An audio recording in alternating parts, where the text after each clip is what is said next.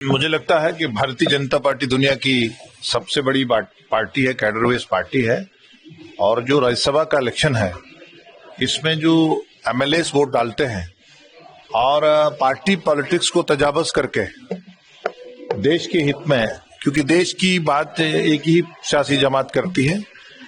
कांग्रेस या जो regional parties हैं वो अभी पार्टी को पहले देखती हैं, सेल्फ को, लेकिन भारतीय जनता पार्टी देश को। तो हमें उम्मीद है कि देश के हित में वो पार्टी पॉलिटिक्स से तजावज करके हमें वोट देंगे। पीडीपी और कांग्रेस ने तो नेशनल कॉन्फ्रेंस को ओपन सपोर्ट कर दिया कि हम उनको वोट डालेंगे, क्योंकि बीजेपी के खिलाफ जाते हैं, बीजेपी का कोई नाम रिजल्ट आता है, देखते हैं।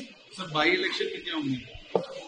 बाई इलेक्शन में कुदरती बात है, देश में इलेक्शन हो रहा है, यहाँ बिहार में भी एनडीए के लिए एनडीए की रहनुमाई देश के वजीर आजम नरेंद्र मोदी जी कर रहे हैं।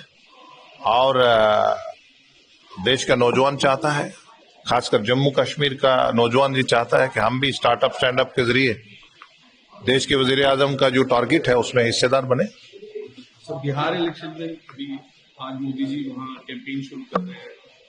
बिहार के लोगों ने मन बना लिया है कि जो दुनिया की तीसरी बड़ी हम ताकत बनने जा रहे हैं, और विकसित भारत का जो प्राइम मिनिस्टर साहब का टारगेट है, उसमें बिहार के लोगों ने मन बना लिया है कि एनडीए को हम सपोर्ट करेंगे।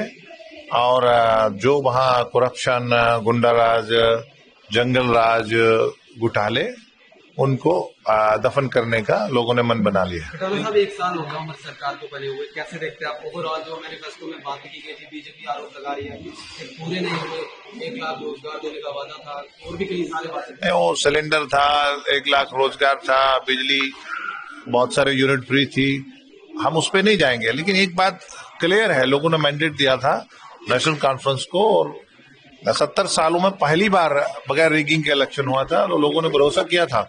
लेकिन बदकिस्मती ये है कि नेशनल कॉन्फ्रेंस लोगों के दुख दर्द में, जम्मू कश्मीर के, मुझे जाने का मौका मिलता है कश्मीर प्रोविंस में भी, जम्मू प्रोविंस के जो खासकर रिमोट इलाके हैं, लेकिन लोगों के दुख दर्द में, तकलीफ में, बेसिक एमिनिटीज के लिए, कनेक्टिविटीज के लिए इसके कोल्ड ब्रश के बाद मुझे लगता है मौजूद नहीं है, और बुरी तरह लोग डिस्ट्रेस में हैं।